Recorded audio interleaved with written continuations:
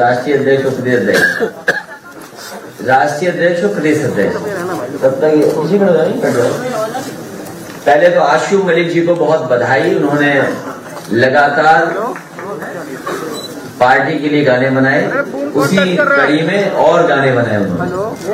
भैया नीचे नीचे नीचे। आज मुझे खुशी है इस बात की कि समाजवादी पार्टी से जुड़े हुए जो कई प्लेटफॉर्म पे काम करते हैं, वो आज सब मिलकर के संकल्प लेकर के जा रहे हैं कि भारतीय जनता पार्टी के झूठ में नहीं फंसेंगे, उनकी नफरत की राजनीति को आगे नहीं बढ़ने देंगे। जो हमारे बुनियादी मुद्दे हैं, रोटी, कपड़ा और मकान, महंगाई, रोजगार, उत्तर प्रदेश की खुशहाली, तरक्की, उत्तर प्रदेश का इंफ्रास्ट्रक्चर को कैसे बेहतर करें, आज के समय पर कैसे रोजगार हो, कैसे नौकरी हो, उन्हीं मुद्दों पे लेकर के लगातार पार्टी का पक्ष हर प्लेटफॉर्म पे रखने का काम करेंगे। ये संकल्प हमारी समाजवादी पार्टी के डिजिटल फोर्स में लिया है।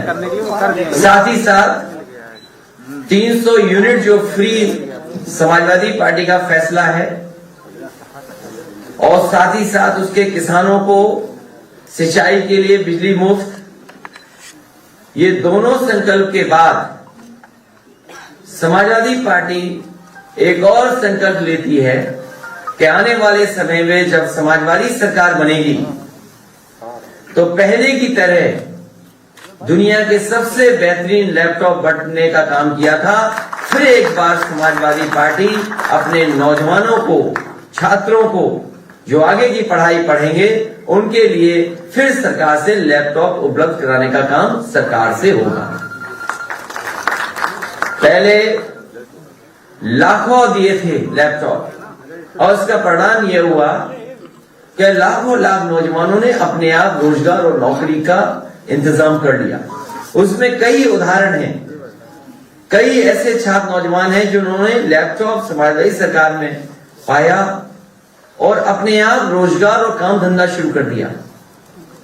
मुझे जब बांदा में जाने का मौका मिला था तो बांदा में एक नौजवान अपने आप उसी समाजवादी लैपटॉप से काम कर रहा था और रोजगार और अपने परिवार को चला रहा था।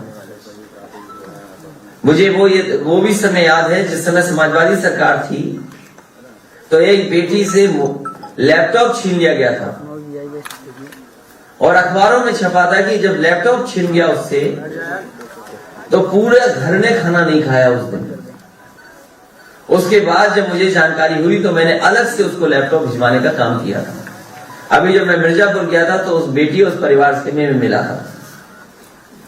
समाजवादी पार्टी के दिए हुए लैपटॉप आज भी चल रहे हैं, आज भी नौजवानों की मदद और नौजवानों को आगे बढ़ने का मौका दे रहे हैं। इसलिए दूसरा संकल्प समाजवादी पार्टी लेती है, आने वाले समय में सरकार बनने पर लैपटॉप छात्र नौजवानों को बांटने का काम सरकार करेगी और एक लोगों पे एफआईआर दर्ज कराएंगे हम लोग। समाजवादी पार्टी की legal team, Bharatiya Janata party के आईटी सेल चलाने वाले जो दिल्ली में बैठते हैं, दिल्ली से बैठ करके पूरे उत्तर प्रदेश का खराब कर रहे हैं, और भारतीय जनता पार्टी की टीम लगातार लगी हुई है कि कैसे झूठा प्रचार हो। उन्होंने मेरी एक तस्वीर फ्रांस की लगाई है जिसमें यह कहा है कि जो इत्र व्यापारी कानपुर में पकड़ा गया था वो भी साथ खड़ा है। उस व्यक्ति पे एफआईआर जरूर समाजवादी पार्टी कराएगी और मैं चाहूंगा कि वो तस्वीर दिखाई जाए। अगर स्क्रीन पे ला सकते हैं तो स्क्रीन पे ला सकते हो वो तस्वीर, ले आओ एक बार। तो भारतीय जनता पार्टी से झूठा कोई नहीं है, उनसे ज्यादा झूठ बोलने वाला कोई नहीं, झूठ बांटने वाला कोई नहीं, और उन्हीं के लोग उस झूठ पे भरोसा भी करते हैं। अगले एफआईआर अभी होगी या सरकार बनने के बाद? नहीं, एफआईआर तो अभी दी जाएगी, तहरीर अभी दी जाएगी, कार्रवाई सरकार के बाद होगी। यही सुनना चाहते थे आप? क्योंकि इस सरकार में हमारे खिलाफ कोई बोले एक एफआईआर नहीं होती, न पकड़ा पकड़ी होती है। अगर इनके नेताओं के खिलाफ कुछ लिख दो तो पुलिस घूम रही होती है घर मकान ढूंढते हुए। और जब उत्तर प्रदेश के डीजीपी पावर ही नहीं बची, मुझे बताया कि पावर ही खत्म होगी उनकी। किससे जाए? लेकिन फिर भी समाजवादी पार्टी दे करके आएगी, एक तहरीर देगी कि जिन्होंने इस तरह का किया है, जो धाराएं बनती हों उसके खिलाफ कार्रवाई वैसे भी। अखिलेश जी, एक सवाल इसी से जुड़ा हुआ था। आज के समाचार पत्र, पहले फोटो देख लो, इसी से जुड़ा हुआ है। लाल टोपी के साथ में उन्होंने दिखाया है कि एक तरफ तरक्की है और दूसरी तरफ जो है पॉक्स मनी दी जा रही है आपकी पीरियड के लिए। ये सरकारी पैसे से ये दुरुपयोग नहीं होना चाहिए।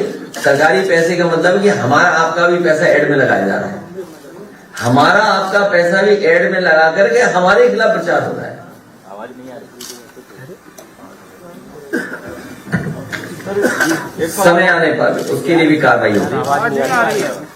वो वाला स्पीकर बंद हो गया। तो सवाल ये है, राज्य निर्वाचन आयोग की जो आज आंकड़े जारी किए गए हैं उसका पालन करेंगे। जैसे ही आचार संहिता लगेगी, भैया आवाज नहीं आ रही है। वो वाला स्पीकर बंद हो गया है। बंद हो गया है। और भैया माइक के पास बात ना करो, इसी सुन लो, आपस में बात कर रहे हो। नहीं आई ना, अब आवाज आ रही है? नहीं आई। नहीं आई भैया। वो वाला सर, हाँ सर। अरे यार कहाँ रहे, नहीं आ दोबारा पता नहीं क्या सुनना चाहते हो, आवाज नहीं आ रही।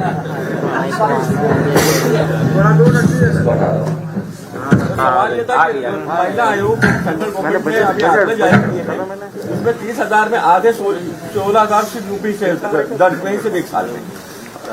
भारतीय जनता पार्टी जिस समय एनसीआरबी के आंकड़े देखेगी, सबसे ज्यादा बेटियों के साथ, महिलाओं के साथ घटनाएं उत्तर प्रदेश में हुई है। भारतीय जनता पार्टी बताए।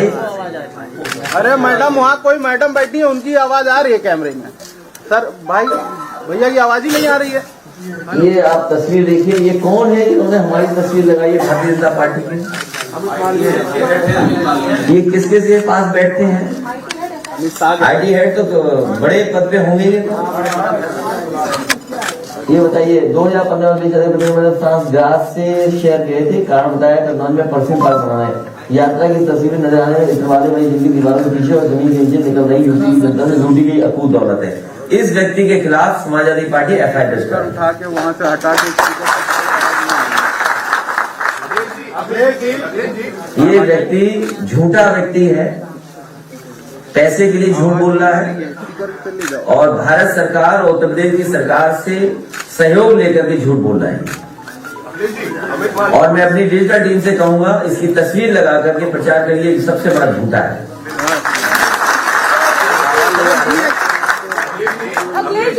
शिक्षक भर्ती के लिए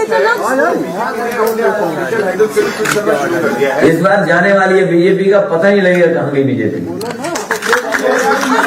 शिक्षक भर्ती के लिए जो लोग धरना दे रहे हैं, आप उनसे क्या कहना चाहेंगे?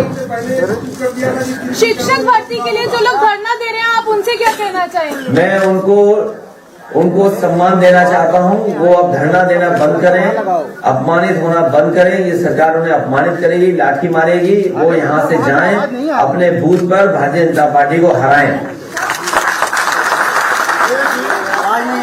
तुमको जो पहले कभी ध्यान नहीं दिया गया, जैसे कि हम लोगों को पता है कि आपने लैपटॉप काटने के बाद आप सुन रहे हैं, तो इस बात से आप कितना सहमत करते हैं? उत्तर प्रदेश के मुख्यमंत्री भी झूठ बोलते हैं। वो मैं बोल रहा हूँ, अभी तक जो बड़े आयोजन किए उन्होंने समाजवादी पार्टी की सरकार में बने हुए स्टेडियम में नहीं किया। और मुझे याद है कि ग्रीन पार्क का एक अपना इतिहास रहा है, क्रिकेट के तमाम वहां पर इंटरनेशनल मैचेस होते थे। एक समय ऐसा आया कि वहां पर इंटरनेशनल मैचेस होना बंद हो गए। उन्हें इंटरनेशनल मैच अगर किसी ने कराए तो समाजवादी सरकार की देन है। और साथ ही साथ लखनऊ में भी वर्ल्ड क्लास इंटरनेशनल स्टेडियम मिला है क्रिकेट का, और इसके साथ साथ तमाम और स्पोर्ट्स का भी। और मुझे वो दिन भी याद है जब हॉकी का, जो हमारे भारतीय हमारा हॉकी अपना खेल है और उसका वर्ल्ड कप होना था, उसके लिए संसाधन जुटाने थे। और संसाधन जुटाने के साथ साथ समय के हिसाब से एस्ट्रोटर्फ, लाइट और चीजें बदलनी थी। पहले वहां ग्रीन एस्ट्रोटर्फ था, क्योंकि आजकल जो टूर्नामेंट्स होते हैं वो ये है कि वो ब्लू एस्ट्रोटर्फ पे होंगे। तो ग्रीन एस्ट्रोटर्फ को हटा करके ब्लू एस्ट्रोटर्फ, और पूरा का पूरा ग्राउंड कैसे लाइट लग जाए कि रात में भी मैच हो, फ्लड लाइट लगा करके वो मैचेस कराए गए थे उत्तर प्रदेश में समाजवादी सरकार में। सर अगर आपकी सरकार आती है तो 69,000 शिक्षक भर्ती के लिए क्या कुछ प्रावधान करेंगे? उनके अलावा 69,000 के अलावा जो परीक्षाएं रद्द हुई है शिक्षकों की, टीटी है, बीपीएड वाले लोग हैं, हमारे फिजिकल ट्रेनिंग वाले हैं, बीएड वाले हैं, 69,000 वाले हैं, शिक्षा मित्र हैं, शिक्षा मित्र 5,000 जिनकी जान चली गई, अनुदेशक हैं। बड़ी संख्या में इस सरकार ने शिक्षा विभाग को उलझा के रखा है, नौकरियों को उलझाया। समय समय पे छात्र नौजवान तैयारी करके आते थे, जैसे तैसे अपना किराया कैसे रुकेंगे वो इंतजाम करते थे, परीक्षा देने आते थे और पता लगता था कि परीक्षा रद्द हो गई, पेपर लीक हो गया। जितने भी पेपर लीक हुए हैं उसमें भारतीय जनता पार्टी के लोग शामिल हुए। जी अभी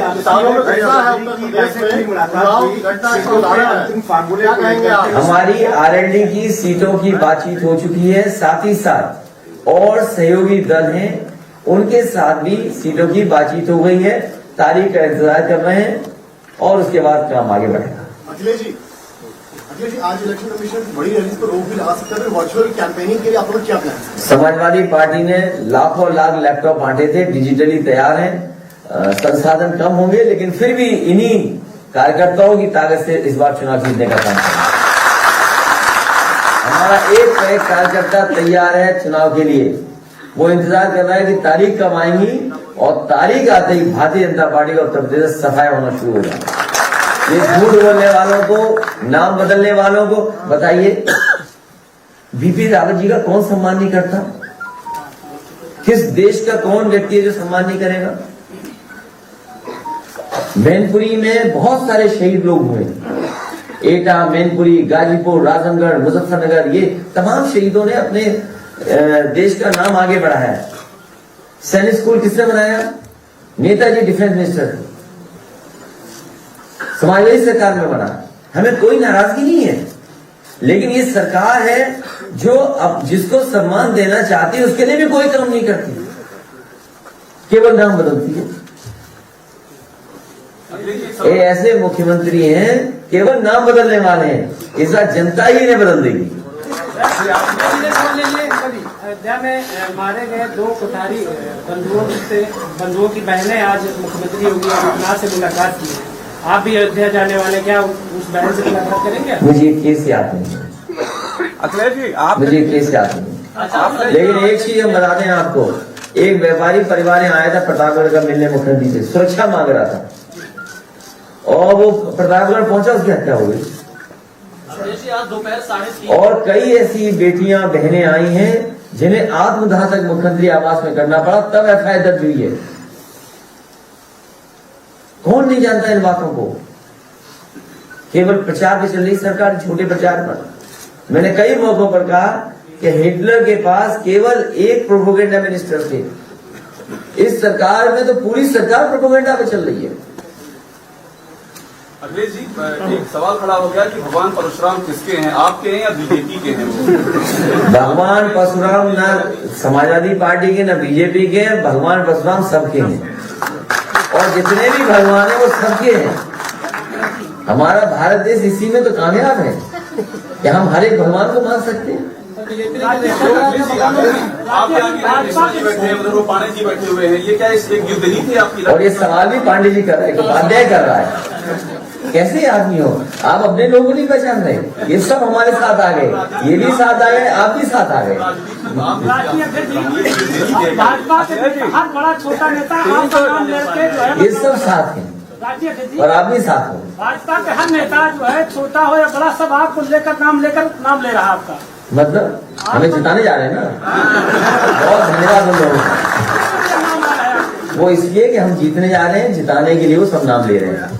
अखिलेश जी आपकी पुरानी पूर्व सरकार में शिक्षा पर काफी काम अच्छा हुआ था, लेकिन इस बार आपकी सरकार बनेगी तो बहुत सारे छात्र छात्राएं हैं विदेशों में पढ़ाई करने के इच्छुक रहते हैं, उनकी इच्छा रहती है, क्या उस पर कुछ गौर करेगी सरकार?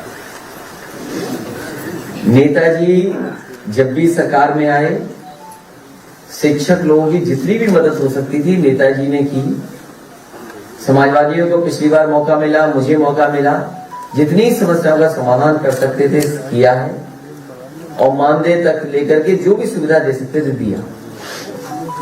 ये पढ़ाई को लेकर के पिछली बार भी मेरे पास प्रस्ताव आया था। एक आपके यूपी की यूनिवर्सिटी थी, वो चाहती थी कि बच्चों को अगर मदद हो सके जो विदेश पढ़ना चाहते हैं, मैं आपके सुझाव को कंसीडर करूंगा। और जो भी गरीब बच्चे हैं जिनके माँ बाप के पास संसाधन नहीं है, अगर वो विदेश में जाकर के पढ़ना चाहेंगे तो ये तीसरा संकल्प हो जाएगा, याद रखना आज। तो अगर वो विदेश में पढ़ने जाना चाहेंगे तो सरकार से कोई न कोई फंड ऐसा क्रिएट करेंगे जिससे गरीब परिवारों के बच्चे भी विदेश जाकर के पढ़ सकें। ट्रांसफर स्पीच में आचार संहिता लग गई, अब आपका क्या ट्रस्ट है इलेक्शन कमीशन के एडमिनिस्ट्रेशन? ये सरकार का ही ट्रांसफर होने जा रहा है, वो सब अधिकारी जानते हैं।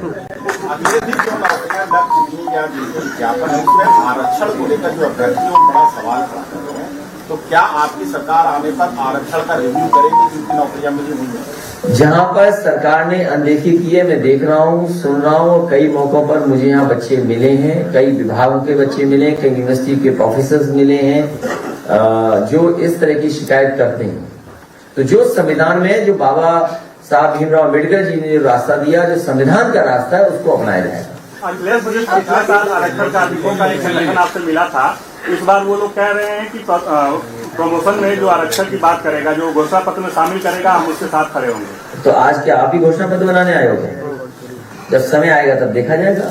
और उन लोगों को हमने भरोसा दिलाया, उनकी बात पर हम साथ देंगे। वो भी जानते हैं कि समाजवादी पार्टी जो कहती है वो करके दिखाती है।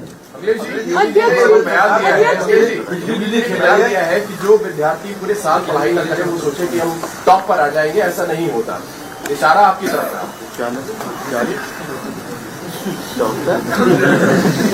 पूरा उत्तर प्रदेश योगी जी को पढ़ा लिखा नहीं मानता।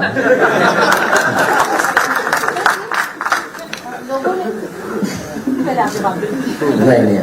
कल मैं गोंडा गया था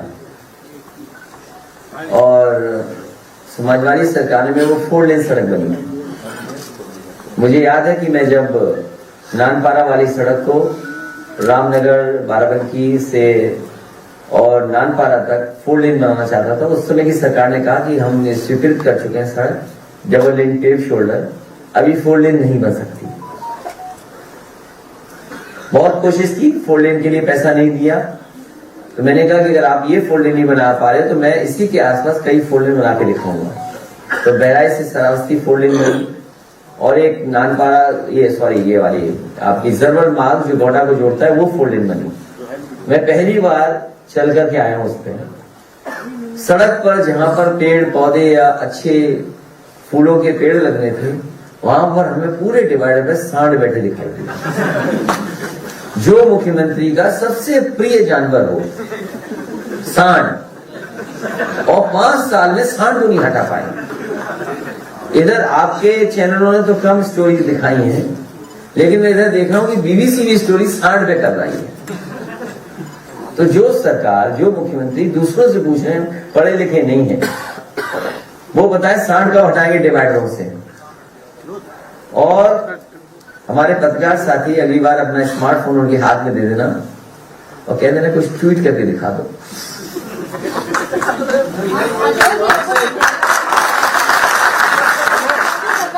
बदले की राजनीति करेगी, तो क्या आप ऐसा करेंगे? कौन कह रहा है? जनता में भी बात हो रही है कि समाजवादी पार्टी सबको गले लगा करके, साथ चल करके, कंधे से कंधा मिला करके, सबका सम्मान करके सरकार चलाएगी। और जो लोग कानून तोड़ेंगे उनके खिलाफ कड़ी कार्रवाई होगी। कोविड काल में मेडिकल इंफ्रास्ट्रक्चर तमाम कोलैप्स हुए, सरकार आती है तो मेडिकल इंफ्रास्ट्रक्चर को अपग्रेड करने के लिए क्या कुछ प्रावधान? बहुत महत्वपूर्ण सवाल किया। मैं धन्यवाद देता हूं पत्रकार साथी को कि जिन्होंने ये सवाल उठाया है। इधर जब से कोविड आया है, लोगों ने महसूस किया है कि सरकारी इंफ्रास्ट्रक्चर हेल्थ का बेहतर होना चाहिए, अस्पताल अच्छे होने चाहिए।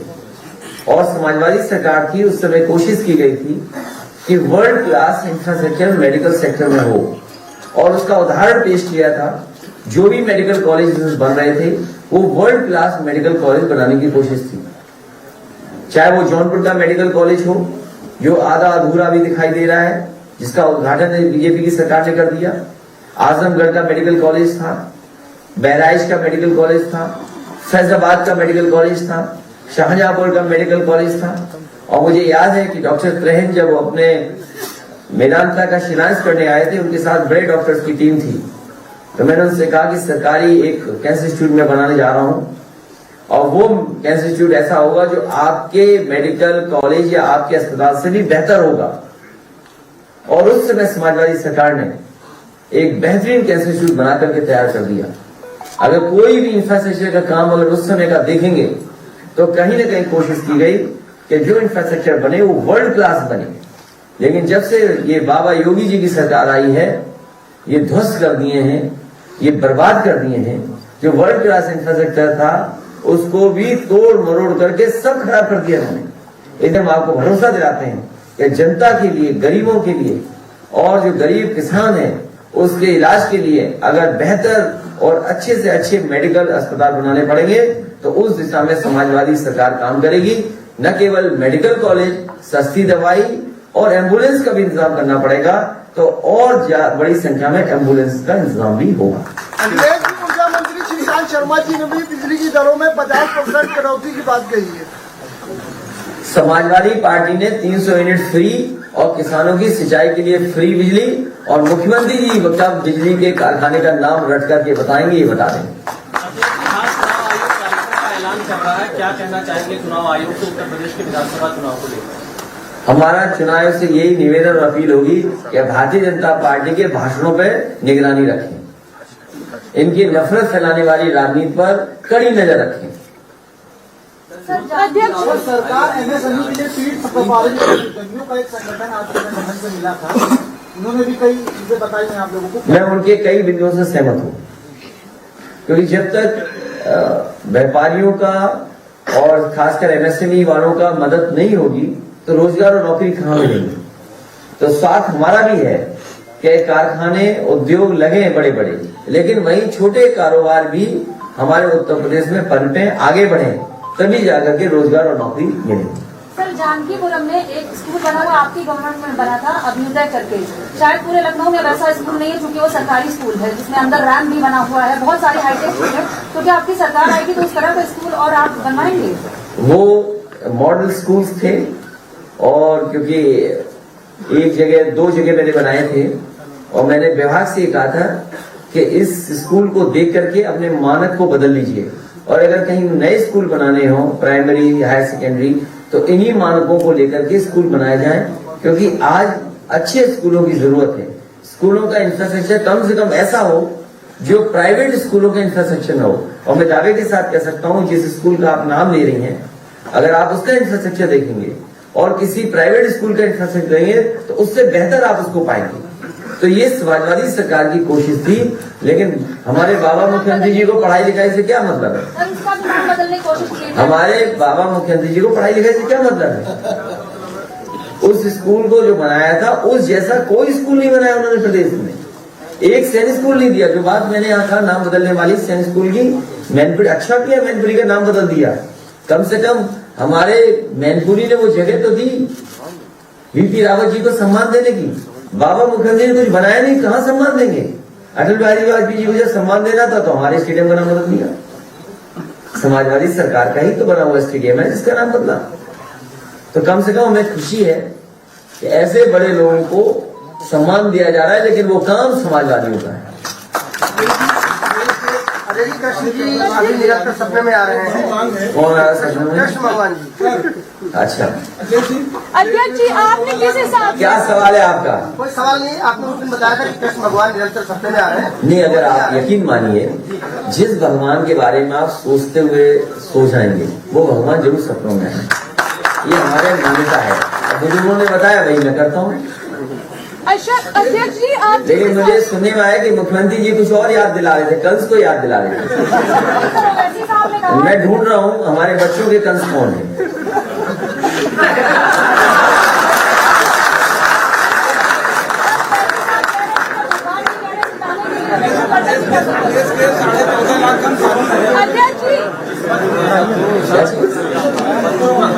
अब आपको इतना का दिखाऊंगा जो आशु मलिक जी ने गाना। कोई सवाल पूछा आपने?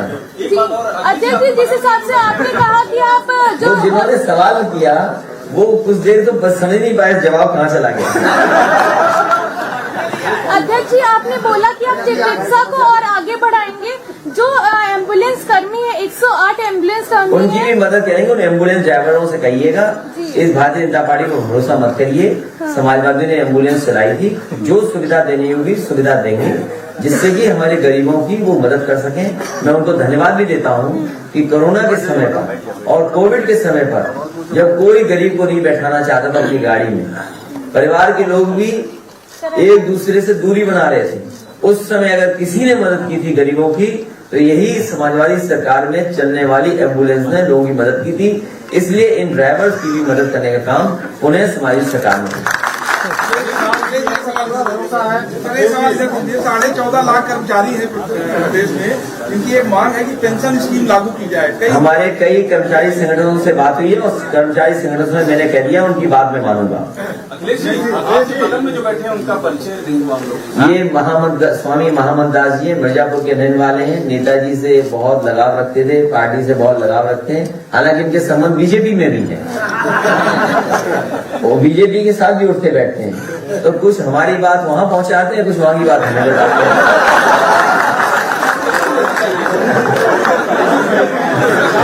ये इस्कॉन के बहुत बड़े स्वामी नहीं है, मैं इनको मानता हूँ, उनका सम्मान करता हूँ। जब कभी हमारे पास आते हैं तो हम उनसे अच्छी बातें सुनते हैं। अखिलेश जी, आपने सभी वर्गों की बात की। ये मुझे याद है एक टीम, अभी इनकी बात खत्म करना, स्वामी जी आए थे और जर्मन के वो स्वामी थे, जर्मन के नाम बताइए उनका, जो जर्मनी में रहते थे वृंदावन में, जिनको ले गए पुल तोड़ने के लिए, नहीं याद होगा उनकी वजह से। क्या नाम है? मैं नाम नहीं ले पा रहा हूँ। एनीवे, तो जो स्वामी जी एक टीम लेके आए थे इस्कॉन के स्वामियों की, और वो चाहते थे कि वृंदावन में अच्छा काम हो।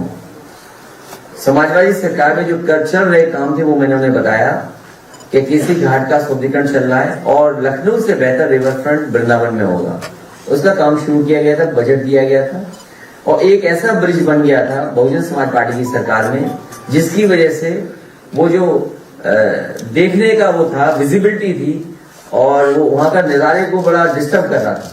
तो उनकी सबकी ये मांग थी कि वो बनता हुआ ब्रिज तोड़ दिया जाए और नया ब्रिज बने, नया सौंदर्यीकरण हो। तो समाजवादी सरकार ने वो फैसला लिया, जो बेवजह से वहां पर रास्ता घेर रहा था, ब्रिज को हटाने का काम भी समाजवादियों ने किया, इस्कॉन के सभी पुजारियों के कहने से। चुनाव कल है, डिक्लेयर हो रहा है, तो बुझा दोगे भाई।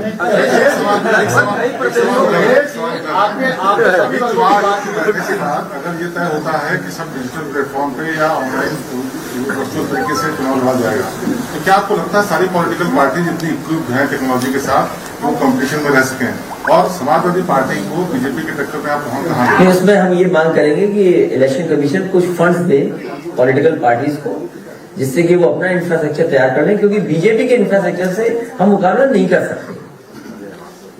बीजेपी के पास वो तमाम इंफ्रास्ट्रक्चर वो आज से नहीं है, वो आपके और हमारे चर्चा में है कि सबसे ज्यादा फंडिंग अगर करना है तो डिजिटल प्लेटफॉर्म पे करना है। तो चुनाव इससे हम ही पॉलिटिकल पार्टीज का ये अपील होगी कि अगर कोई ऐसा कर सके, सरकार से फंड्स दें हम लोगों को, क्योंकि हम लोग तैयार तो हों उसके लिए, तैयार तो हों उस लड़ाई के लिए। डेमोक्रेटिक सेटअप को हम कम से कम इक्वल प्लेटफॉर्म तो लिखित मांग करेंगे। लिखित क्या, ये प्रेस कहती है ये लिखित हो गया, अब आप भी इस जमाने में लिखित मांगते हो। इसलिए चुनाव आयोग से हमारी अपील होगी कि अगर वर्चुअल रैली या इस तरह के फैसले ले रही है, तो जिन पॉलिटिकल पार्टीज के पास इतना स्ट्रॉन्ग इंफ्रास्ट्रक्चर नहीं है, मजबूत इंफ्रास्ट्रक्चर नहीं है, उनकी मदद के लिए कुछ न कुछ व्यवस्था की जाए। ठीक है, आप ये अभय जी कल लेने दो यार।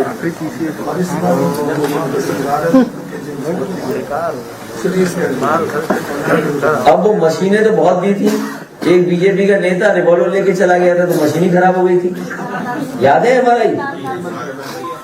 तो समाजवादी सरकार में सिटी स्कैन नहीं हो, एमआरआई मशीन नहीं हो, एम्बुलेंस नहीं हो, दवाइयां, आज सोचिए अस्पतालों में दवाई नहीं है, आज गरीब का ऑपरेशन नहीं हो पा रहा, रिफर कर दे रहे, प्राइवेट की तरफ भेज रहे हैं। कोई भी जिला अस्पताल में आज ऑपरेशन नहीं हो पा रहा, इलाज नहीं हो पा रहा, दवाइयां नहीं है। ये कैसी सरकार है जो गरीबों को दवाई नहीं दे पा रही है? सब बजा दें। पट्टारों के लिए आपकी क्या घोषणा है? ये मुद्दे की बात है। ये पत्रकार पहली बार आया है इस प्रेस में। अच्छा ठीक है, जो आपके सुझाव हो जरूर दीजिए, जो हो सकते हैं वो करे जाएंगे। आपकी तरफ से क्या जो कहोगे करेंगे। लगभग कई प्रदेशों में पेंशन योजना नहीं, ये तो पहले कैंडिडेट में है। बहुत नहीं, लेकिन उनकी सरकार अभी योगी जी की सरकार में अभी तक इस बात पे कोई नहीं, कई बार संगठन ने कहा भी आपकी सरकार अगर आएगी कि क्या इस पेंशन योजना को लागू करेंगे? इसको लागू करेंगे, पत्रकारों के लिए पेंशन योजना। ये अभी घोषणा पत्र हमने लिख रहे हैं, तब बाद में बात करेंगे। आप लिख करके दे दो हमें। आपने 300 यूनिट हमने तो समय भी मांगा था मिलने के लिए। तो अभी आपने कह दिया, आप लिख कर दे देना। आपने 300 यूनिट बिजली फ्री करने के बाद योगी जी कह रहे किसानों का आधा बिजली का बिल माफ कर दो। समाजवादी सरकार ने किसानों के लिए फ्री सिंचाई के लिए कहा है। किसानों की सिंचाई फ्री होगी, सिंचाई फ्री होगी किसानों की। किसान ने थप्पड़ कर दिया, ये बीजेपी के लोग बहुत कूटे जा रहे हैं। ये जनता नाराज है क्योंकि इन्होंने बहुत वादे किए थे किसानों से। किसानों से कहा कि आपकी आय दोगुनी हो जाएगी, किसी भी फसल की कीमत नहीं सरकार दे पाएगी, किसान को खाद नहीं मिली, किसान भटकता रहा, खाद नहीं उपलब्ध करा पाए, बीज उपलब्ध नहीं करा पाए, डीएपी उपलब्ध नहीं करा पाए, कीटनाशक दवाइयां नहीं दे पा रहे हैं, गन्ने का अभी भी बकाया है और उन्हीं किसानों पर मीटर लगवा दिए बिजली के बिल ज्यादा आ रहे हैं, डीजल पेट्रोल महंगा कर दिया। जब कमाई आधी हो जाएगी, महंगाई दोगुनी हो जाएगी तो किसान कैसे खुशहाल होगा? इसीलिए वो किसान नाराज होकर के सम्मान देने गया था विधायक जी को। महंगाई जो है को टारगेट कर रहा है, उसको लेकर क्या कहेंगे सर?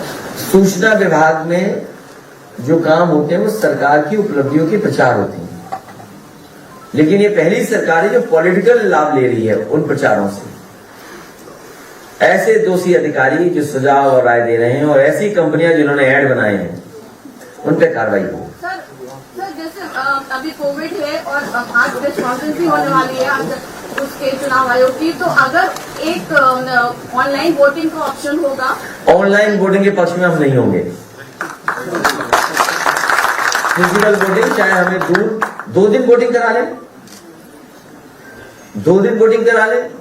अगर मशीन में डर है कि हम ग्लव्स नहीं दे पाएंगे तो बैलेट वोट करा लें। जब बैलेट कुछ उम्र के बाद के लिए अलाउ कर रहे हैं आप और विकलांग के लिए अलाउ कर रहे हैं, लेकिन ये नहीं हम लोग इसके पक्ष में नहीं है, ऑनलाइन वोटिंग के पक्ष में समाजवादी पार्टी नहीं है। तो सर फिर आपका क्या नहीं पक्ष में नहीं है, वोट डालेंगे हम सब। उत्तर प्रदेश में विधानसभा चुनाव और ऐसे में चंडीगढ़ में भारतीय जनता पार्टी ने कैसे देखा? मैंने देखा नहीं चुनाव, नहीं देखा नहीं मैंने किस तरह किया होगा। उत्तर प्रदेश का पंचायत का चुनाव तो देखा था, इन्होंने बेईमानी की, लूट की और महिलाओं को अपमानित किए, कपड़े खाए। ये जनता चुनाव लड़ रही है, जनता इनको सबक सिखाएगी। बहुत धन्यवाद प्रेस के लोगों का और हम अपने डिजिटल टीम के लोगों को भी धन्यवाद देते हैं। अरे बैठ जाओ।